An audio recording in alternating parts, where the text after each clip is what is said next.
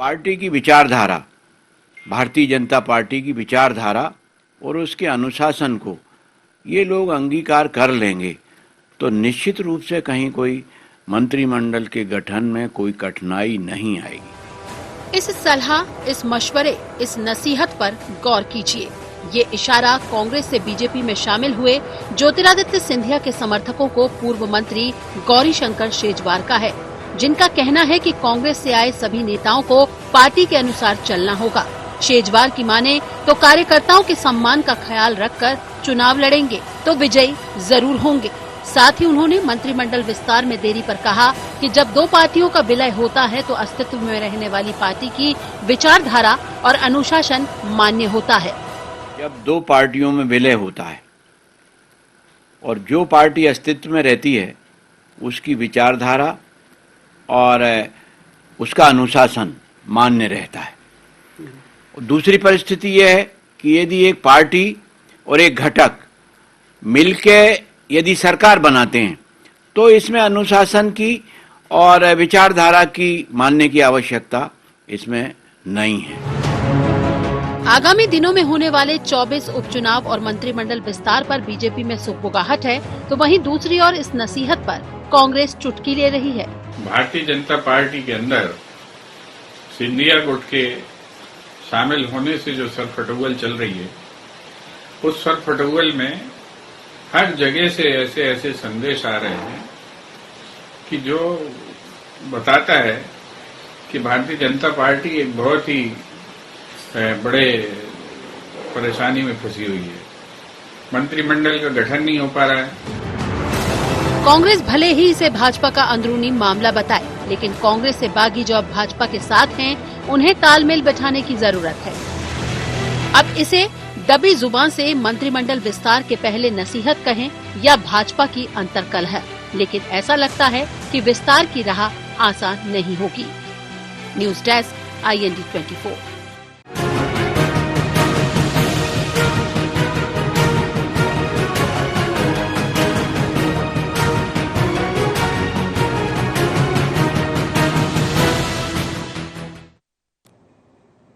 नमस्कार, sharp eight 7 में आपका स्वागत है। मैं हूं आपके साथ मुक्ता पाठक। जी हां, नसीहत या अंतर्कलह, बिल्कुल। मंत्रिमंडल विस्तार पे तो जो है तारीख पे तारीख आ रही है और अब तो नसीहतों का लगता है सिलसिला भी शुरू होने वाला है।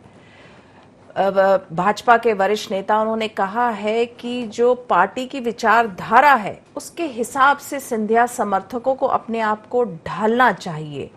तो इस सेंटेंस के पीछे के मायने क्या है और इसके जो इन्होंने कहा है उसके पीछे की क्या राजनीति है, ये सब हम समझने की कोशिश करेंगे। आज की चर्चा में हमारे साथ शामिल हो गए हैं महेंद्र सिंह सिसोदिया और साथ में है मुकेश नायक और स्टूडियो में हमारे साथ हैं editor in chief Sunil Shrivastava. आप सबका शार्प एट 7 में बहुत बहुत स्वागत है। सबसे पहले तो मैं आप ही के पास आऊंगी। महेंद्र सिंह सिसोदिया जी, सिंधिया के समर्थक हैं आप, कांग्रेस से बीजेपी में आए हैं, सिंधिया जी के साथ साथ मंत्री पद तो अभी तक नहीं मिला है, रोज एक तारीख आती और अब एक नसीहत आ गया है। क्या कहेंगे आप? पार्टी की विचारधारा को अपनाने की आप लोगों को नसीहत दी जा रही है, इसमें क्या बुराई है जी? अगर जब हम किसी नए परिवार में आते हैं तो उसके संस्कार और उसकी सारी चीजों को हमको स्वीकार करना पड़ता है और उससे तालमेल बिठाना पड़ता है। तो इसमें क्या गलत बात है कि अगर हम लोग आए तो भारतीय जनता पार्टी के सिद्धांतों से या विचारधारा से हम एक रूपता ना रखें, हमें बिल्कुल रखना चाहिए और हम करेंगे। हम कर रहे हैं इस चीज को। जी जी, बिल्कुल कर रहे होंगे आप लोग, लेकिन कहना क्यों पड़ रहा है? एक सार्वजनिक तरीके से कहना पड़ रहा है कि पार्टी की विचारधारा को अगर आप लोग अपनाते हैं तो आप लोगों की जीत सुनिश्चित होगी और अब मंत्रिमंडल विस्तार में भी दिक्कत नहीं आएंगे। नहीं, ऐसी कोई बात मेरे संज्ञान में नहीं आई है। किसने बोला ऐसा कि मंत्रिमंडल विस्तार का इस चीज? गौरीशंकर शेजवार जी की बाइट है। देखिए, शेजवार जी बहुत सीनियर लीडर हैं, बहुत वरिष्ठ नेता हैं भारतीय जनता पार्टी के, और अगर उन्होंने कोई बात कही है तो उसको निश्चित रूप से हमें गंभीरता से लेना चाहिए। और उनकी नसीहत है तो उस नसीहत को बड़े होने के नाते, पार्टी के वरिष्ठ नेता होने के नाते हम सबको स्वीकार करना हमारा कर्तव्य बनता है। जी बिल्कुल सही बात आप कह रहे हैं। आप नई जगह पे आए हैं तो उसके जो है विचारधारा, उसके जो भी सिस्टम है उसमें आप लोगों को ढलना पड़ेगा। तो क्या क्या जो है आप लोगों को जो है अभी तक आप लोग क्या ढल नहीं पाए हैं, या क्या दिक्कतें हैं जो हम बार बार सुनते हैं कि जो तालमेल नहीं बैठ पा रहा, उसी के कारण जो है मंत्रिमंडल विस्तार भी जो है डिले होता जा रहा है। तो अंतर कलह की जो बातें आ रही हैं दबी जुबान में, क्या उसमें भी कोई बात है, वैसी कोई बात है? मुक्ता जी, अंतर कलह की बातें निराधार हैं। ये सब कांग्रेस का प्रोपोगंडा मात्र है। और ये बात सही है कि जब कोई नया व्यक्ति जब किसी नए परिवार में जाता है तो उसको थोड़ा मिलने और घुलने में समय लगता है। मगर ये मैं आपको विश्वास दिला रहा हूँ कि जितने भी लोग गए हैं भारतीय जनता पार्टी में, उसके सिद्धांत और उसकी विचारधारा के साथ हम पूरे संलग्न हो जाएंगे। और कुछ महीनों बाद आपको देखने को मिलेगा कि जो नसीहत या जो बात है वो पूरी तरीके से हम लोग स्वीकार करी, और स्वीकार करने के बाद एक परिवार में संगठन की तरह हम पूरा पार्टी के लिए समर्पण से कार्य करेंगे। जी सिसोदिया जी, आप बने रहिए फोन लाइन पे, मैं सुनील जी से प्रतिक्रिया लेती हूँ। सुनील जी, आप क्या कहेंगे? आपने सुना गौरीशंकर शेजवार जी की बात, उन्होंने कहा जो नसीहत दी। हालांकि महेंद्र सिंह सिसोदिया जी कह रहे हैं कि ठीक है नसीहत है तो क्या दिक्कत है? देखिए मुक्ता जी, सवाल यही है कि जो सिंधिया जी के साथ 22 जो विधायक या मंत्री समेत सारे लोग गए हैं, इन्होंने अभी तक ऐसा कोई काम नहीं किया जिससे भाजपा की अनुशासन टूटा हो या फिर अनुशासन तार तार हुआ हो। गौरीशंकर शेजवार का इस प्रकार का स्टेटमेंट देना कहीं ना कहीं अंतर विरोध को जताता है, अंतर कलह जिस प्रकार की है सांची को लेकर। क्योंकि सांची में प्रभुराम चौधरी जी अब बीजेपी में चले गए हैं, गौरीशंकर शेजवार खुद उनके खिलाफ चुनाव लड़ते रहे, उनके बेटे मुदत शेजवार चुनाव लड़ते रहे। तो एक नाराजगी जरूर है, और यही वजह है कि इस प्रकार का एक स्टेटमेंट कि अगर जो सिंधिया समर्थक हैं, अगर वो पार्टी के जो अनुशासन है और पार्टी की विचारधारा को अंगीकार करते हैं तो जीतने में और मंत्रिमंडल विस्तार में दिक्कत नहीं होगी। और इसी खटपट के बाद जब खबरें आई तो उसके बाद प्रभुराम चौधरी खुद गौरीशंकर शेजवार जी से मिलने गए, और जो अंतर विरोध या अंतर कलह की बात थी या मनमुटाव था, जो भी रहा हो, उसको हम कुछ भी नाम दे सकते हैं, उसको दूर करने का उन्होंने प्रयास किया। लेकिन अब जिस प्रकार से एक स्टेटमेंट आया तो इसका औचित्य को लेकर कि इस जो नसीहत है या सलाह है, इसकी फिलहाल जरूरत क्यों पड़ी? क्योंकि चाहे महेंद्र सिंह सिसोदिया जी हो, चाहे इमरती देवी हो, चाहे सिंधिया जी से लेकर जितने भी लोग बीजेपी में गए, किसी ने इस प्रकार का कोई अनुशासन नहीं तोड़ा है, ना ही कोई मर्यादा लांघी है पार्टी की। तो ऐसे में कोई पार्टी का बड़ा नेता अगर इस प्रकार की बात करता तो समझ में आता, लेकिन सांची से इस प्रकार की बात आई है। मुकेश नायक जी भी हमारे साथ हैं। मुकेश नायक जी, आपसे पूछूंगी, जैसा अभी सिसोदिया जी ने कहा कि ये तो जो अंतर कलह की बात है वो कांग्रेस फैला रही है, ऐसा कुछ नहीं है। 22 सिंधिया समर्थक जो हैं वो बहुत खुश हैं बीजेपी में आके। देखिए मुक्ता जी, जो शेजवार जी का बयान है इसके मौलिक और बुनियादी जगह पर हमें जाना चाहिए। जी 22 सीटों पर ऐसे उम्मीदवार चुनाव लड़ेंगे जो उस पार्टी के कभी मेंबर नहीं है, और एक नैसर्गिक नेतृत्व जो होता है स्थानीय, उसमें बेचैनी बहुत स्वाभाविक है। लोग सालों साल मेहनत करते हैं, संपर्क करते हैं, संवाद करते हैं, दौरा करते हैं, जनविश्वास अर्जित करने की कोशिश करते हैं। उसके बाद वर्षों वर्ष के बाद फिर पार्टी के अंदर वो एक उम्मीदवारी का दावा करते हैं, और जनता के बीच में खड़ा होना उनका सर्वोच्च प्राथमिकता होती है। जी। तो स्वाभाविक ये बेचैनी है नैसर्गिक कार्यकर्ताओं में, नेतृत्व में, कि 4 दिन पहले आया बाहर का कार्यकर्ता अब उनकी पार्टी से चुनाव लड़ेगा, तो वो एक सामंजस्य और एक सहयोग और परस्पर व्यवहार और लोकाचार कैसा हो, इसको लेकर बेचैनी होती है। वो बेचैनी भारतीय जनता पार्टी में है। कांग्रेस के जो लोग इतने वर्षों काम करने के बाद भारतीय जनता पार्टी में गए हैं, अब वो दूसरे के घर में गए हैं। अब उन्हें एडजस्ट करने में, समरस होने में, तमाम उन अनुशासन, उन शर्तों, उन नीतियों, उन सिद्धांतों और उस वातावरण को आत्मसात करने में स्वाभाविक रूप से समय लगेगा। देखिए, जहां तक पार्टी की विचारधारा मानने का सवाल है, अनुशासन मानने का सवाल है, ये प्रश्न तो तब पैदा होना चाहिए जब उन्हें पार्टी में हम लेते हैं।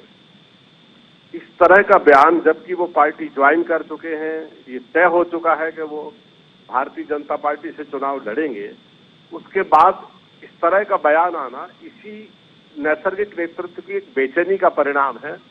जिसके चलते भारतीय जनता पार्टी में एक सुगबुगाहट है, थोड़ा सा कलह भी है और एडजस्टमेंट की प्रॉब्लम भी है। बिल्कुल सही है। मंत्रिमंडल में एक मंत्रिमंडल जो होता है वो आर्थिक, सामाजिक, सांस्कृतिक, शैक्षणिक, धार्मिक और सभी प्रकार के हितों का संरक्षण करता है राज्य का।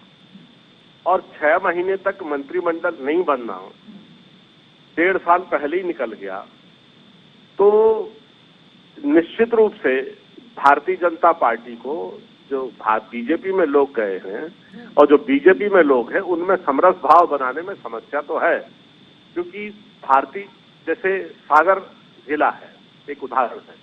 सागर जिले में अपोजिशन लीडर मंत्रिमंडल में नहीं आ पाए और जो कांग्रेस से बीजेपी में गए थे वो मंत्रिमंडल के कैबिनेट मेंबर बन गए। सिसोदिया जी से पूछती हूँ, देखिए बेचैनी है आप लोगों के आने के कारण। आप लोग, जैसा सुनील जी कह रहे हैं, आप लोग जितने लोग गए हैं आप लोग बिल्कुल अनुशासन में हैं। आप लोगों ने ऐसी कोई भी काम नहीं किया जिससे बीजेपी को लगे कि आप लोगों ने उनके जो विचारधारा नहीं मानी या उनके सिस्टम से विपरीत गए या कोई भी अनुशासन के विपरीत काम किया। फिर भी बेचैनी तो है।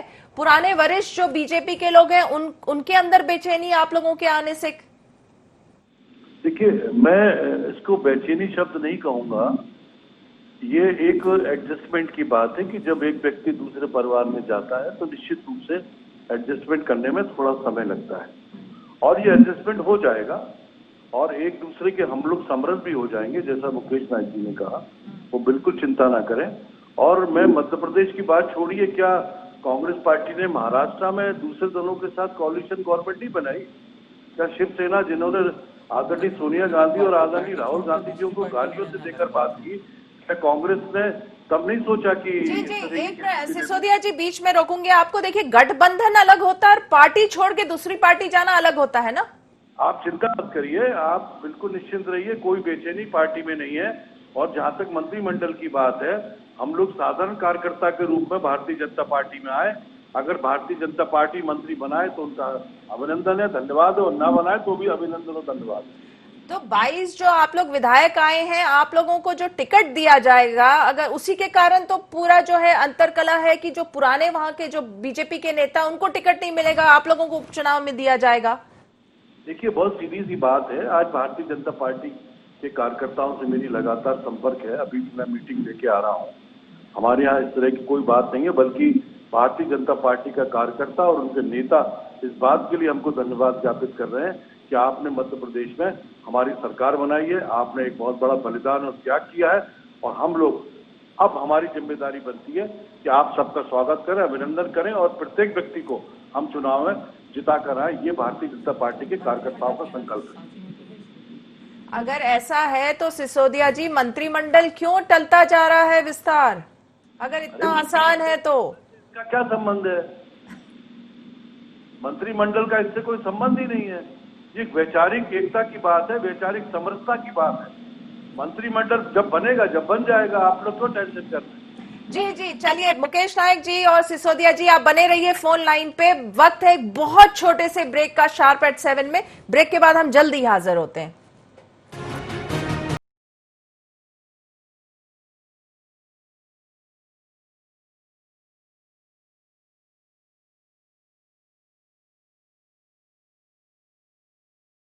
इलायची को जैसे चखा तो लगा कि लाइफ के हर टेस्ट में होना चाहिए प्लेजर।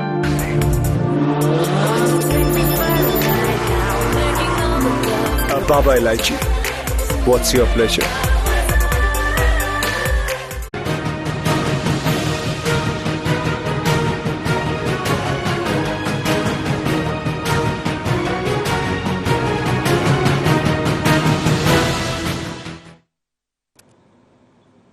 ब्रेक के बाद आप सबका एक बार फिर से स्वागत है। शार्प एट 7 में हम बात कर रहे हैं नसीहत या अंतरकलह। सिसोदिया जी, आप ही के पास आऊंगी। आप हालांकि मान नहीं रहे हैं, आप बहुत ही, अगर हम कहें तो पॉलिटिकली करेक्ट स्टेटमेंट सारे दे रहे हैं, लेकिन देखिए कहीं ना कहीं तो अंतरकलह है, सुगबुगाहट है, दिक्कतें हैं आप लोगों के आने से जो है, क्योंकि पुराने जो नेता हैं, वरिष्ठ जो नेता हैं, उनके जो राजनीतिक भविष्य है उस पर संकट के बादल है। नहीं, मैं आपसे एक प्रश्न पूछना चाहता हूँ कि 22 लोगों ने मध्य प्रदेश में भारतीय जनता पार्टी की सरकार बनाई और कोई हमने किसी शर्त के तहत ये भारतीय जनता पार्टी में शामिल हम नहीं हुए। मैं आपको बहुत स्पष्ट बताना चाहता हूं, चाहे महाराज सिंधिया जी हो, चाहे हम लोग हो, हम लोगों ने बिना शर्त के भारतीय जनता पार्टी ज्वाइन की और भारतीय जनता पार्टी अगर हमको टिकट दे तो उनका अभिनंदन है और टिकट ना दे तो भी उनका अभिनंदन है। जहां तक वैचारिक आपने कहा कि बेचैनी है, किस बात की बेचैनी है? ये उपचुनाव है, कोई जनरल इलेक्शन नहीं है जिसमें बेचैनी का स्वभाव बनेगा। और हम लोगों की जिम्मेदारी बनती है कि अगर हमको चुनाव लड़ने का अवसर मिलता है तो ये हमारा नैतिक दायित्व बनता है कि भारतीय जनता पार्टी के पूरे संगठन को हम लेकर एक साथ चलें और संगठित होकर हम भारतीय जनता पार्टी को मजबूत करें। कोई बेचैनी किसी प्रकार की नहीं। चलिए मुकेश नायक जी, आपके पास आऊंगी, क्या कहेंगे आप? आपने सुना सिसोदिया जी को, उनकी प्रतिक्रिया को? देखिए मुक्ता जी, सबसे महत्वपूर्ण बात है सरकार चलाना, रूटीन के निर्णय सरकार के होना, नीति विषयक निर्णय सरकार के होना, जो अनुदान मांगे विधानसभा से पारित हुई हैं उसका समयबद्ध क्रियान्वयन होना, योजना के बजट का सही समय पर नियोजन होना, आकस्मिक बजट का सही समय पर नियोजन होना, ये काम तब संपादित होते हैं जब मंत्रिमंडल बनता है, मंत्री होता है, उसका सचिव होता है, उसके विभाग का एक रचनाक्रम होता है। अभी तो वन मैन आर्मी है कि सारी फाइलें मुख्यमंत्री जी के पास भेज दो और सारी फाइलें हफ्तों पड़ी हैं, निर्णयों में देरी हो रही है, समयबद्ध कोई अनुशासन नहीं है, नीति विषयक काम रुके पड़े हैं, अनुदान मांगों की योजना के जो बजट हैं उसकी कोई देखरेख नहीं है, उसका कोई फॉलोअप नहीं है। ऐसे सरकारें नहीं चलती। सरकार चलाने के लिए एक संपूर्ण मंत्रिमंडल होता है, सीनियर सेक्रेटरी होते हैं। जब मंत्रिमंडल की बैठक होती है तो कोई भी नीति विषयक जब निर्णय होता है तो उसकी संक्षेपिका विभाग के मंत्री तैयार करके सीनियर सेक्रेटरीज के पास भेजते, वो उसकी समीक्षा करके मंत्रिमंडल की बैठक में भेजते हैं। उस पर अनुमोदन के बाद वो तमाम क्रियान्वयन के क्षेत्र और चैनल ओपन होती हैं, जो एक कार्य संचालन और रचनाक्रम का एक निश्चित मापदंड होता है किसी भी सरकार का। वो काम पूरा का पूरा अवरुद्ध है मध्य प्रदेश में और सरकार की इतनी बुरी हालत है कि 19,000 करोड़ का बजट, जबकि 4% से ज्यादा मध्य प्रदेश की जो जीडीपी है उससे 4% से ज्यादा लोन एक्सीड कर रहा है, उसके बावजूद भी 19,000 करोड़ का लोन सरकार को लेना पड़ रहा है। इससे ज्यादा आर्थिक बदहाली की हालत और क्या होगी? और ऐसी विषम परिस्थितियों में जब महामारी फैली है, आर्थिक परेशानी है, लोग बेरोजगार हो रहे हैं, लोगों की नौकरियां जा रही हैं, पूरा का पूरा बाजार और अर्थव्यवस्था बिल्कुल अस्त व्यस्त हो गई है। ऐसे समय में सरकार का रूटीन का कार्य संचालन बाधित हो, किसी भी सरकार के लिए ये बहुत नेगेटिव बात है। जी बिल्कुल। सिसोदिया जी, क्या कहेंगे आप? देखिए किस तरह से जो है नेगेटिव इमेज बन रही है आप लोगों की सरकार की। देखिए मुकेश भैया ने जो संवैधानिक बातें कही हैं उन सबको मैं मानता हूं, स्वीकार करता हूं और इसकी चिंता भारतीय जनता पार्टी के नेतृत्व को भी है और मैं समझता हूं कि बहुत अति शीघ्र मंत्रिमंडल का विस्तार होगा और जो भी हमारी मांगे हैं या जो भी आपने मुझे इन्होंने अभी मुकेश नायक जी को दिया, जो मैंने सुना है, वो सारी चीजें मूल रूप से काम करेंगी समय आने पर और बहुत जल्दी ही मंत्रिमंडल का विस्तार होगा, ऐसा मेरा मानना है। चलिए, हमारे साथ फोन लाइन पे कमलेश्वर पटेल जी भी जुड़ गए हैं, कांग्रेस से पूर्व मंत्री हैं। आपका नमस्कार, आपका स्वागत है। क्या कहेंगे आप कमलेश्वर जी, जिस तरह से आज बयान आ रहा है गौरीशंकर शेजवार जी का, जो नसीहत वो दे रहे हैं, जो सिंधिया समर्थक बीजेपी से कांग्रेस में गए, उनको कहा है कि पार्टी की विचारधारा को वो अपनाएं, फॉलो करें, तभी मंत्रिमंडल का विस्तार होगा। तो कहीं ना कहीं जो है इसको किस रूप में आप देख रहे हैं? नसीहत है, अंतरकलह है?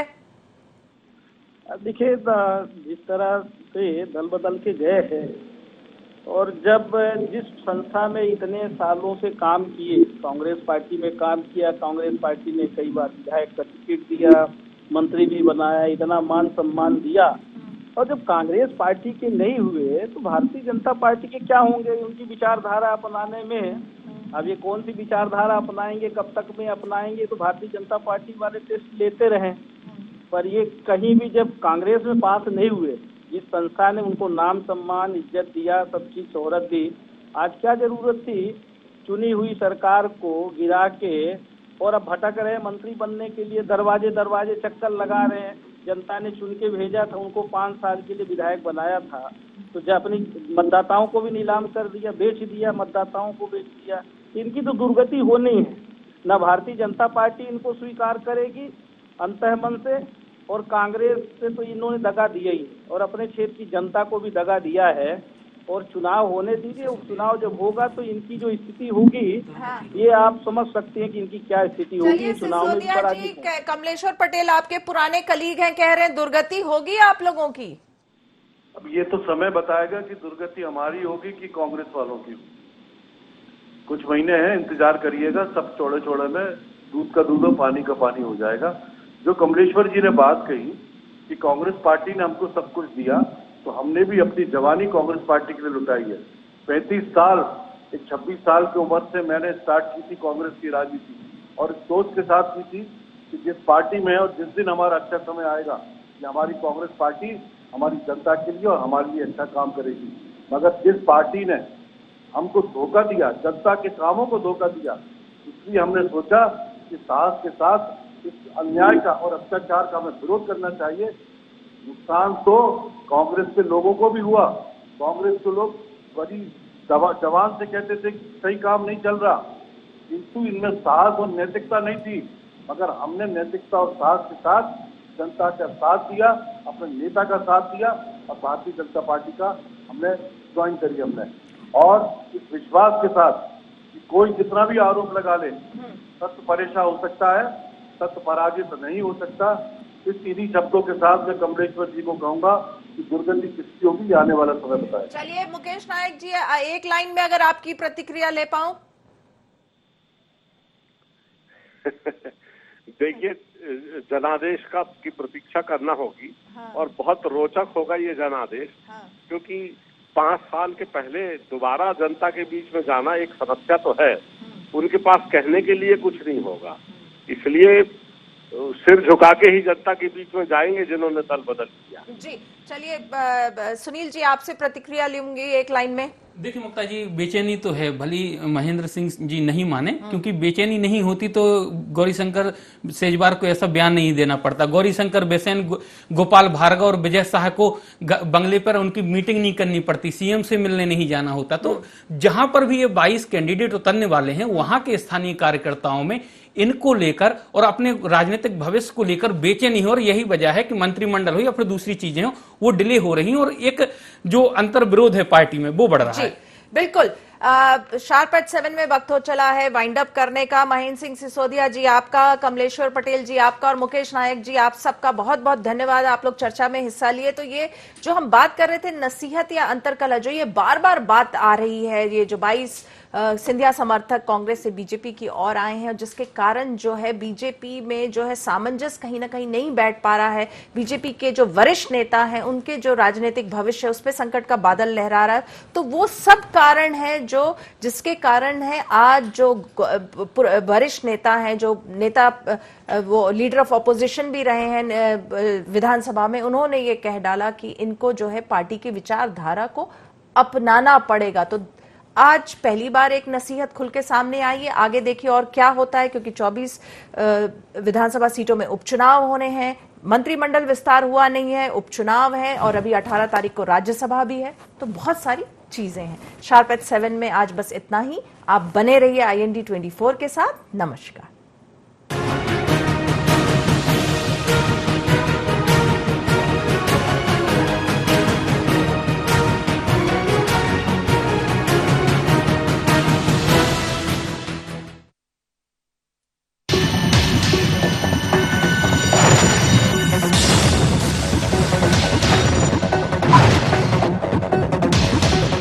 जैसे ही चखा तो लगा कि लाइफ के हर टेस्ट में होना चाहिए प्लेजर।